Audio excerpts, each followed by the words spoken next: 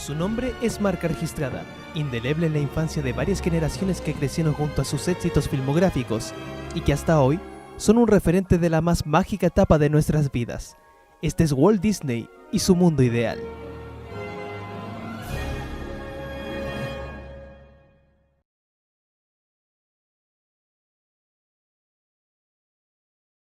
Mucha gente entiende Walt Disney como que es como una marca, que es como Walt Disney, el mundo Walt Disney, los parques, etcétera, etcétera.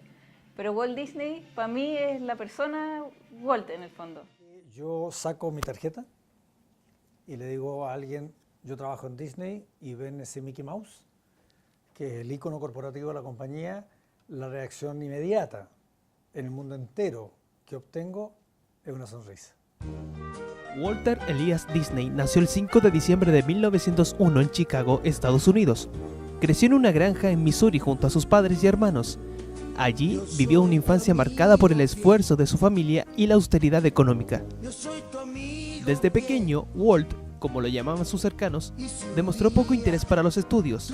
Además, luego de que su padre cayó enfermo por la fiebre tifoidea, tuvo que dejar el colegio para dedicarse a trabajar como repartidor de periódicos.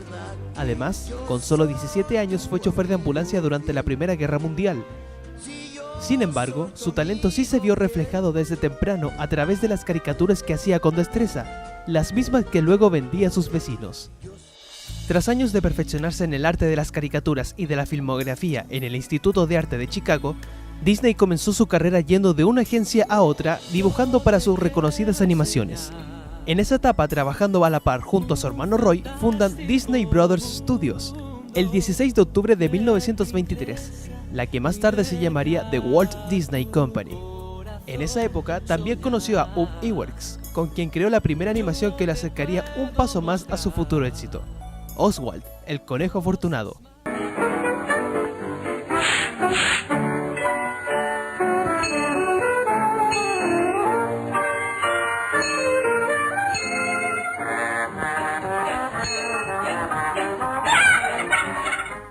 Lamentablemente, tras conflictos con Universal Studios, Walt se vacía los derechos del dibujo, ya que no eran de él, y su compañía queda en crisis económica.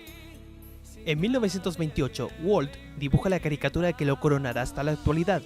El pequeño Mickey Mouse aparece por primera vez montado en el Plane Crazy, avioneta protagonista del cortometraje dirigido por Disney en sus incursiones dentro del cine mudo.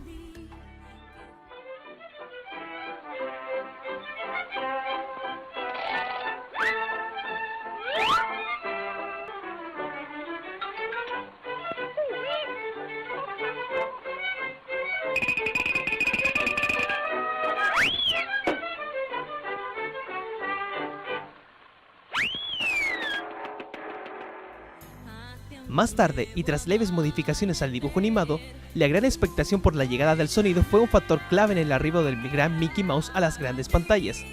Desde entonces, el ratón animado fue todo un boom, fenómeno que hasta hoy está presente a través de los cientos de artículos que existen a imagen del simpático personaje. A ver, la Walt Disney Company nació hace un poquito más de 90 años, de la mano de, como Walt Disney le gustaba decir, no nos olvidemos que todo comenzó con un ratón.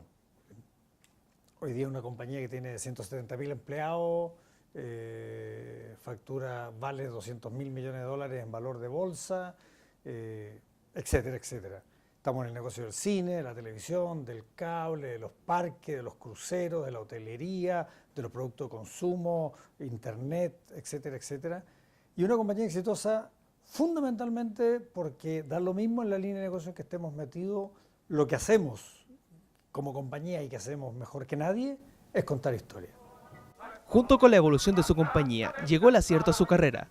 Blancanieves y los 7 enanitos trajo la consolidación que los hermanos Disney buscaron. ¡Mi madrastra! ¡La reina! ¡La reina! ¡Es mala! Sí, Blancanieves. Sí, Blancanieves. Sí, porque fue, yo creo que la que más le costó, de todas maneras. Desde ahí en adelante, el éxito fue continuo en cuanto a largometraje se refiere. Pinocho, Dumbo, Bambi y otras películas que llevaron a Walt a perpetuar su nombre en la industria infantil. The winner is Toot Whistle Plunk and Boom, Walt Disney Productions. Su cosecha fue tan exitosa que fue acreedor de más de 20 premios Oscar por mejor cortometraje de animación, mejor cortometraje de imagen real y mejor largometraje documental, además de Oscar honoríficos por Mickey Mouse, Blancanieves, Fantasía y sus logros como productor cinematográfico. Just want to say on behalf of my staff, and especially the naturalist photographers who have played such a great part in making the nature films, many, many thanks.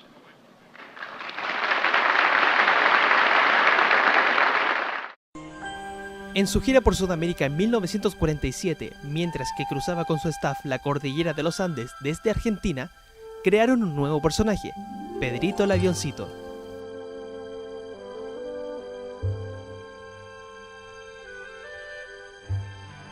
Al llegar a Chile fueron recibidos con una fiesta a la chilena al interior de Santiago. Ahí, Walt se demostró dispuesto a empaparse de nuestra cultura entre rápidas clases de guitarra y cueca. Los vaqueros estaban empeñados en hacer de Walt un buen bailarín y se rieron mucho con sus intentos por bailar la cueca.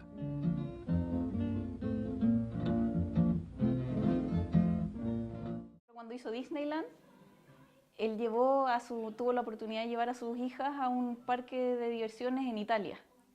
Y le encantó un parque que vio allá que era como el único parque que él sintió que estaba limpio, ordenado, que era como de mejor calidad que los parques que tenían en Estados Unidos y en otras partes. A los parques de entretenciones del barrio, como padre, se aburría horriblemente.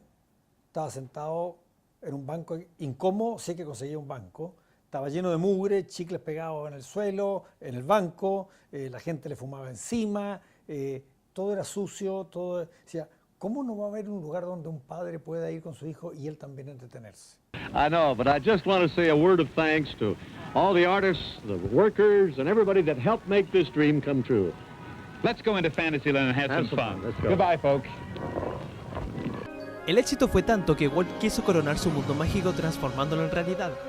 El 17 de julio de 1955 se dio inicio en Anaheim, California, el parque temático Disneyland, con largas y extensas filas en su inauguración y reflejando el espíritu encantador que quiso transmitir.